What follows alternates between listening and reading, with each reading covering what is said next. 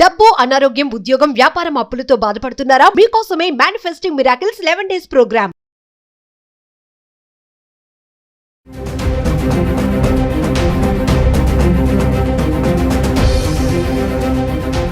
నమస్తే, welcome back to Suman TV. ప్రస్తుతం మనతో పాటు ఉన్నారు consumers affairs committee chairman Mandadi Krishna Reddy గారు. నమస్తే సార్. నమస్తే అమ్మా. సార్, డొనాల్డ్ ట్రంప్ విషయానికి వస్తే అంటే ఇప్పటి వరకు ఒక ఎత్తు, ఇప్పుడు ఏంటంటే అమెరికాలో సెటిల్ అవ్వడానికి పెళ్లిని ఒక వేగా చూసుకునే వాళ్ళందరికీ కూడా ట్రంప్ చెక్ పెట్టేశాడు అనుకోవాలి. ఇల్లీగల్ ఇమిగ్రెంట్సే కానీ, పార్ట్ టైం జాబ్స్ చేయొద్దు అన్నాడు, బర్త్ రేట్ సిటిజన్షిప్ కానీ చాలా తీసుకొచ్చాడు ఎగ్జిక్యూటివ్ ఆర్డర్స్. ఇప్పుడు మళ్ళీ స్టూడెంట్స్ కూడా అటాక్ చేశారు. మళ్ళీ ఇప్పుడు వచ్చేసి ఏంటంటే పెళ్లి అంటే అమెరికా సంబంధాలు వస్తున్నాయి కదా, అమెరికా సంబంధం చేద్దాం అనుకునే, అమెరికా అబ్బాయిని చేసుకోవాలనుకునే వాళ్ళందరికీ కూడా ఇలా పెళ్లి మార్గాన వచ్చి సెటిల్ అయిపోతున్నారు అనుకునే వాళ్ళకి కూడా చెక్ పెట్టేశారు ట్రంప్. ఒకసారి దాని గురించి మాట్లాడుకుంటే సార్. అమెరికా అబ్బాయిలే కాదు, అమెరికా అమ్మాయిలు కూడా చేసుకోవాలనుకునే వాళ్ళు. ఎందుకంటే ఏ రకమైన పద్ధతిలో అమ్మాయిని చేసుకున్నా, అబ్బాయిని చేసుకున్నా అక్కడ డిపెండెంట్ వీసా కింద పోవచ్చు అనే టాస్క్లో ఉండేవాళ్ళు చాలా మంది ఉంటారు. గతంలో ఏంటంటే ట్రంప్ లేకముందు, ట్రంప్ రాకముందు, లేదా ట్రంప్ మొదటిసారి వచ్చినప్పుడు కూడా ఇంత స్ట్రిక్ట్ ఎప్పుడు చేయలేదు. రెండోసారి వచ్చినప్పటి నుంచి చాలా డ్రాస్టిక్గా వెళ్ళిపోతున్నాడు, విపరీతంగా చేస్తున్నాడు. పిచ్చి ముదిరిందేమో అనిపించేట్లు పరిస్థితుల్లో కూడా జరుగుతూ ఉన్నాయి. ఏ రాత్రి ఏ ఆలోచన వస్తుందో, పొద్దునికల్లా ఏది ఇంప్లిమెంట్ చేస్తాడో తెలియని పరిస్థితుల్లో అమెరికన్ ప్రజలు వణికిపోయేటువంటి స్టేజ్ వచ్చింది. దాంట్లో ముఖ్యంగా వలస వెళ్ళిన వాళ్ళు, మన దేశం నుంచి వెళ్ళినట్టు వాళ్ళు లాంటి వాళ్ళకి చాలా ఇబ్బందులు ఎదురైనాయి. వీలైనంత వరకు వలసదారులను తగ్గించాలనే కోరికలో ఉన్నాడు. కాబట్టి ఏ కారణాలు దొరుకుతాయో ఎలా నొక్కేద్దామని చూస్తున్నాడు. దానికి కానీ ఈ మధ్య కాలంలో ఏం చేశారంటే, జనరల్గా అమెరికాలో ఉండే అబ్బాయిని కానీ అమ్మాయిని కానీ మ్యారేజ్ చేసుకున్నప్పుడు డిపెండెంట్ వీసా అంటున్నాము. అంటే మ్యారేజ్ చేసుకున్నప్పుడు ఏమవుతుందంటే భార్యాభర్తలు అవుతారు.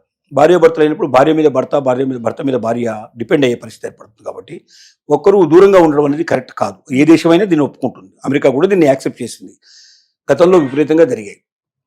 కొంతమంది అయితే అమెరికాలో స్థిరపడడానికి పెళ్లిని ఒక ఆయుధంగా తీసుకున్నారు. అంటే ఇక్కడ మ్యారేజ్ చేసుకున్నట్టుగా సర్టిఫికేట్ తీసుకుని పోవడం, అమెరికాలో వెళ్ళినాక విడాకులు ఇచ్చేసుకోవడం, వాళ్ళు అక్కడ సెటిల్ అయిపోవడం, మళ్ళీ వెనక్కి రావాల్సిన అవసరం లేకుండా సెటిల్ అయిపోయేటువంటి కానీ దీన్ని ఒక మార్గంగా తీసుకున్నారు. అలాంటి పెళ్లిళ్ళు కొన్ని వేల పెళ్లిళ్ళు జరిగినాయి అట్లా. ఇప్పుడు దాన్ని మొత్తం టోటల్గా బ్రేకప్ చేయడానికి వీళ్ళు ఏం ప్లాన్ చేశారంటే, డిపెండెంట్ వీసా మ్యారేజ్ జరిగిపోయింది, ఓకే, డిపెండెంట్ వీసాకి అప్లై చేశారు. అప్లై చేయంగానే ఇక్కడ ఎప్పుడైతే ఇంటర్వ్యూ ఉంటుందో క్యాండిడేట్కి, సేమ్ టైం అక్కడ అబ్బాయి ఉన్నా అమ్మాయి ఉన్నా అక్కడ కూడా ఇంటర్వ్యూ ఇదే టైం. అంటే రెండు వైపులో ఏం జరుగుతుందో వీళ్ళకి వినిపించేట్టుగా తెలుస్తుంది. అంటే వాళ్ళకి తెలుస్తుంది, ఎవరైతే ఇంటర్వ్యూ తీసుకుంటారో వాళ్ళు ఏం సమాధానం చెప్తున్నారో వీళ్ళకి సేమ్ క్వశ్చన్ ఇద్దరిని అడుగుతారు, ఏం ఆన్సర్ చెప్తారో చేస్తారు. ఆన్సర్లో తేడా వస్తే ఇది కరెక్ట్ కాదు, ఇది ఏదో డూప్లికేట్ మ్యారేజ్, ఇది ఒరిజినల్ మ్యారేజ్ కాదని చెప్పి కొట్టేసేసి ఇమీడియట్ డిపెండెంట్ వీసా లేదని చెప్పి క్యాన్సిల్ చేస్తున్నారు.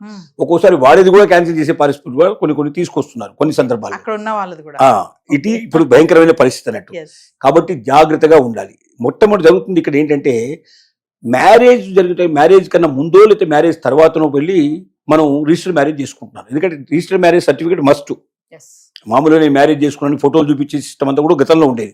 ఆ తర్వాత ఒక కాలం వచ్చిన తర్వాత దాన్ని అమెరికా ఒప్పుకోలేదు. వెస్ట్రన్ కంట్రీస్లో అంతా కూడా you must have the certificate, registration certificate కావాలి కంపల్సరీ కానీ కండిషన్ పెట్టారు. ఇప్పుడు రిజిస్టర్డ్ మ్యారేజ్ సర్టిఫికేట్ కావాలి. రిజిస్టర్డ్ మ్యారేజ్ సర్టిఫికేట్ కావాలంటే మ్యారేజ్ కన్నా ముందన్నా వీళ్ళు చేసుకోవాలి, మ్యారేజ్ తర్వాతనే చేసుకోవాలి. అదే రోజు అంటే చాలా కష్టం. మన సిస్టంలో ఎలా ఉంటాయంటే, పెళ్లి కాగానే వెంటనే 2 రోజులు 3 రోజులు బయటకు పోకూడదని ఇట్లాంటి కొన్ని కండిషన్స్ ఉంటాయి. మరి కొత్త పెళ్లి కొడుకు పెద్ద కొడుకు 1 గంటలోనే బయటకు పోయి రిజిస్ట్రేషన్ మ్యారేజ్ చేసుకోవడం కష్టం. తర్వాత మన మ్యారేజ్ తంతు చాలా గంటలు గడిచే అవకాశం ఉంది.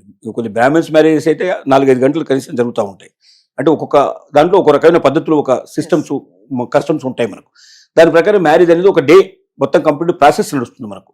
ఈ ప్రాసెస్ అంత లోపల ఆ రోజు వెళ్ళి వాళ్ళు చేసుకోవడం కష్టం. కాబట్టి 2 days 3 days 4 days పైన ఒక 1 week తర్వాతనో, కొంతమంది 1 month తర్వాతనో మ్యారేజ్ సర్టిఫికేట్ తీసుకొస్తారు. అంటే అక్కడ కూడా అప్లై చేసుకోవాలి. దాని డేట్ రాగానే వీళ్ళని సాక్షులు తీసుకెళ్ళాలి, సంతకాలు పెట్టాలి, గుండు దండలు మార్చుకుంటారు, సర్టిఫికేట్ తీసుకొని వచ్చేస్తారు. ఆ సర్టిఫికేట్ డేట్కిను ఒరిజినల్ మ్యారేజ్ డేట్కి మధ్యలో తేడా ఉంటుంది.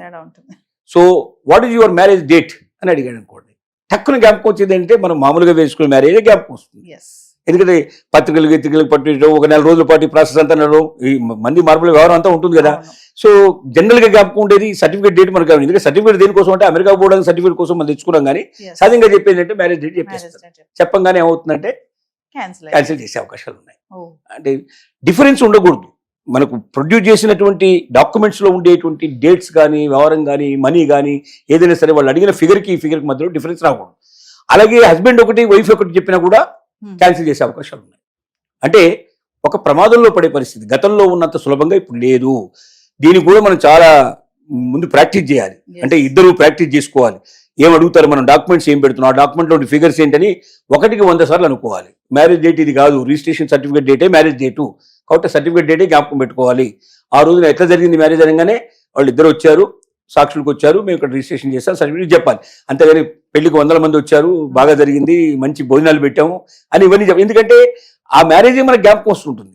ఇంకా ఆ ఊహల్లోనే ఉంటాం, మనం ఆలోచనలో ఉంటాం. అది మెమరబుల్, మనకు జీవితంలో ఒక మధురైనట్టు ఒక మనకు ఆనందకరమైన విషయం కాబట్టి సంఘటన జ్ఞాపకం ఉంటుంది మనకు. సో ఇలాంటివి ఇండియన్స్ చాలా తప్పులు చేస్తున్నారు. ఈ తప్పుల వల్ల ఇప్పుడు బాగా దొరికిపోతున్నారు.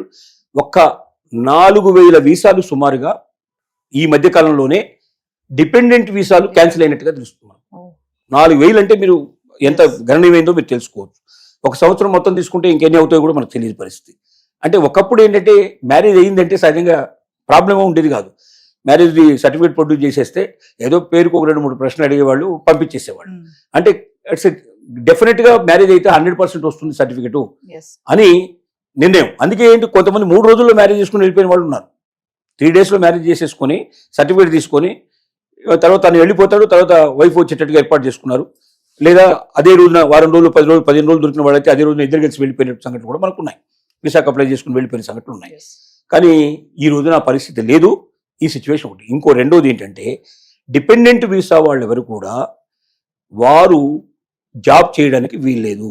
That is the condition. Dependent అంటే నా మీద ఆధారపడి ఇంట్లో ఉండి తను నా కోసం ఎదురు చూస్తూ ఒకరికొకరు ప్రేమగా జీవితం గడపడానికి భారీగా నా జీవితంలో ప్రవేశించింది కాబట్టి తను అక్కడ ఉండి నేను ఇక్కడ ఉంటాను న్యాయం కాదు కాబట్టి ఆమెను నేను తెచ్చుకున్నాను, నా ఇంట్లో పెట్టుకున్నానని చెప్పుకోవడానికి బాగుంటుంది. కానీ డిపెండెంట్ వీసా వాళ్ళు ఇప్పుడు ఉద్యోగాలు చేయకూడదని కండిషన్ పెట్టారు. గతంలో ఇంత రిస్ట్రిక్షన్ లేదు. చదువుకోవాలంటే కూడా మళ్ళీ దానికి సపరేట్గా దానికి ఒక సిస్టమ్ అంతా కూడా ఉంది. దానికి అప్లై చేసుకోవాలి, వాళ్ళు యాక్సెప్ట్ చేస్తారు చేయడం.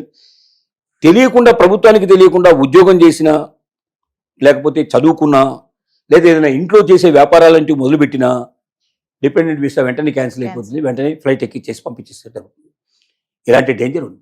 కాబట్టి దీన్ని దృష్టిలో పెట్టుకుని ఇకపైన భవిష్యత్తు లోపల మ్యారేజ్ అయితే నేను అమెరికా వెళ్ళిపోయినట్టు అనుకునే వాళ్ళది లేదు. కాబట్టి పెళ్లికి కూడా చాలా జాగ్రత్త పడాల్సి వస్తుంది. సపోజ్ వాడు తప్పు చెప్పారనుకోండి, మళ్ళీ నెక్స్ట్ వీసాకి 6 నెలలు, సంవత్సరం టైం తీసుకుంటుంది. అప్పటిదాకా మళ్ళీ అప్లై చేసుకునే అవకాశం లేదు. అంటే సంవత్సరం కాదు దూరంగా ఉండాల్సిన పరిస్థితి ఏర్పడుతుంది. పెళ్ళై కొత్త దంపతులు దూరంగా ఉండటం అనేది అభిలషణీయం కాదు.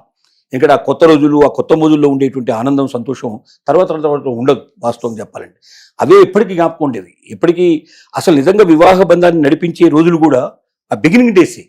ఆ బిగినింగ్ డేస్ లో ఒకరికొకరు తెలియని వాళ్ళు, వీరు ఒక ప్రపంచం నుంచి వాళ్ళు ఒక ప్రపంచం నుంచి వస్తారు. 2 ప్రపంచాలు కలుసుకొని ఒక ప్రపంచంగా మారిపోయి ఆ ఉండే దశ చాలా అనుభూతులతో కూడుకున్న దశ అది. కాబట్టి కొత్త రోజులు, కొత్త మోజులు అనేవి తర్వాత రావు.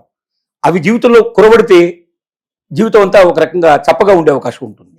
కాబట్టి మీరు ఖచ్చితంగా 100% అమెరికా వెళ్తారన్న నమ్మకంతో మాత్రం ఇవాళ మ్యారేజ్ చేసుకునే పరిస్థితి లేదు. అలా వెళ్ళాలి అంటే ఒక సుదీర్ఘమైనటువంటి ఎక్స్పీరియన్స్ కావాలి. ఇద్దరు కలిసి అనేక సార్లు మీరు ట్రయల్ వేసుకోవాలి, అనేక సార్లు ప్రాక్టీస్ చేయాలి. ఇవన్నీ చేసి గట్టిగా జ్ఞాపకం పెట్టుకుని తేడా లేకుండా చెప్పగలిగి అంత బాగా మీరు పర్ఫెక్ట్ గా మీరు ప్రదర్శన చేయగలిగితేనే మీరు వెళ్ళగలుగుతారు.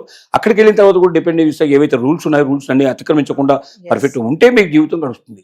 కానీ నేను పోవాలి, చదువుకోవాలి, నేను పోవాలి, ఉద్యోగం చేయాలని కోరికతో ఇంత ముందు గతంలో ఎప్పుడైతే డిపెండెన్స్ ఇస్తున్నారో ఇప్పుడు వాళ్ళందరూ కూడా అలాంటి మ్యారేజ్ చేసుకోకుండా ఇక్కడ ఉండటమే చాలా బెటర్. ఇక్కడ వాళ్ళని చేసుకోవడానికి ప్రయత్నం చేయడమే బెటర్. అంటే సార్ ఇప్పుడు ఇంత కఠినమైన నిర్ణయాలు తీసుకోవడానికి వలసదారులని ఆపడమేనా, అందుకోసమే అంటారా ఎక్కువ మంది అమెరికాకి రాకూడదు? ముందు ఏం చేయాలనుకుంటున్నాడంటే దీన్ని కరెక్షన్ అంటారు. కరెక్షన్ అంటే ఇంత ముందు విచ్చలవిడిగా ఇతరులని అమెరికాలో ప్రవేశపెట్టారు. వలసవాదులు విపరీతంగా వచ్చారు. వలసవాదుల ప్రభావం అక్కడ ఉన్నటువంటి లోకల్ వాళ్ళ మీద కూడా పడింది. అసలు వీళ్ళు లేకపోతే అమెరికన్స్ బతకలేని పరిస్థితి వాళ్ళు ఏర్పడిన సిచ్యువేషన్. ప్రతి ఉద్యోగంలో, ప్రతి వ్యాపారంలో ఎక్కడ చూసినా సరే బయట నుంచి వచ్చినట్టు వాళ్ళే ఎక్కువగా ఉన్నారు. ఇప్పుడు అక్కడ లోకల్గా ఉన్న అమెరికన్స్ వాళ్ళు మేమే సెకండ్ సిటిజన్ అనే ఫీలింగ్ అయ్యేటువంటి ఫీలింగ్స్ వచ్చాయి. మేమే ద్వితీయ పౌరులమేమో, మేమే అసలు ఈ బయట నుంచి వచ్చిన వాళ్ళే నిజం ఒరిజినల్ వాళ్ళేమో అనే పరిస్థితికి వచ్చింది అక్కడ. మన వాళ్ళైతే, తెలుగు వాళ్ళైతే అసోసియేషన్స్ ఒక్కొక్క ఊరికి 10 అసోసియేషన్స్ పెట్టేశారు. ఆట అని, తానా అని, ఈయనని, అదని రకరకాల పేర్లతో పెట్టేశారు. ఎందుకంటే మన వాళ్ళు ఒకరు వెళ్తే ఒక ఇంట్లో మూడు అసోసియేషన్స్ వచ్చే పరిస్థితి ఏర్పడింది. సో వీళ్ళంతా దేవాలయాలు కట్టేయడం, ఇక్కడ నుంచి వెళ్ళిన వాళ్ళు. అంటే ఏమైంది, వేరే దేశాల సంస్కృతి అమెరికాలో ఎక్కువగా ప్రజ్వలించే పరిస్థితి ఏర్పడింది. ఎక్కువగా వాళ్ళు అక్కడి పెళ్లిలు, ఆచారాలు, వ్యవహారాలు అన్ని అక్కడ ప్రదర్శించడం మొదలుపెట్టారు. చేస్తున్నారు బాగా. సో అమెరికన్స్ అస్తిత్వం కోల్పోయే పరిస్థితి ఏర్పడింది. Yes. Americans America this is our country అని చెప్పుకునే పరిస్థితి తగ్గిపోయింది. కాబట్టి ఏమైందంటే తమ అస్తిత్వాన్ని కాపాడాలంటే ముందు బయట వాళ్ళందరినీ వీలైనంత వరకు తగ్గించేయాలి, బాగా స్ట్రిక్ట్ రూల్స్ పెట్టాలి. సరైన పర్సన్స్ అంటే మా మీద ఆధారపడి అమెరికాకు వచ్చి అమెరికా మీద బతకాలని కొరకు కాకుండా అమెరికాను బతికించాలి, అమెరికాకు పేరు తీసుకురావాలి, అమెరికాకు సంపద తీసుకురావాలి, అమెరికాను ప్రజ్వలింపజేయాలి, అమెరికాను నెంబర్ 1 కంట్రీగా ఉండేటట్టు చేయాలనే భావన కలిగిన వ్యక్తులు కావాలి అనేది ట్రంప్ యొక్క ఆలోచన. అందుకోసం చెత్తా చెదారిని మొత్తం క్లీన్ చేసి పారేసే ప్రయత్నం చేస్తున్నాడు. మన వాళ్ళంతా ఏంటంటే అక్కడ పోయి ఏదో ఉద్యోగం చేసుకుని బతకాలి, ఏదో రకంగా ఎక్కడికన్నా అక్కడ మెరుగ్గా ఉంటుంది. అక్కడ పెట్రోల్ బంకులో పనిచేసినా అమెరికా పోయి వచ్చాడంటే వాడికి పెద్ద ఒక అమ్మాయిని కనీసం 10 లక్షలు 10 కోట్లు 5 కోట్లు ఇచ్చి చేస్తారన్నట్టు కోరికతోటి వెళ్తున్న వాడే తప్ప నిజమైన సత్తా ఉండేవాళ్ళు వెళ్ళేవాళ్ళు తక్కువ మంది పర్సెంట్. ఆ సత్తా ఉండే వాళ్ళని ఉంచుతాను, మిగతా వాళ్ళని పంపుతాను అంటున్నాడు ఇప్పుడు ట్రంప్ చేసే పని అది. Thank you.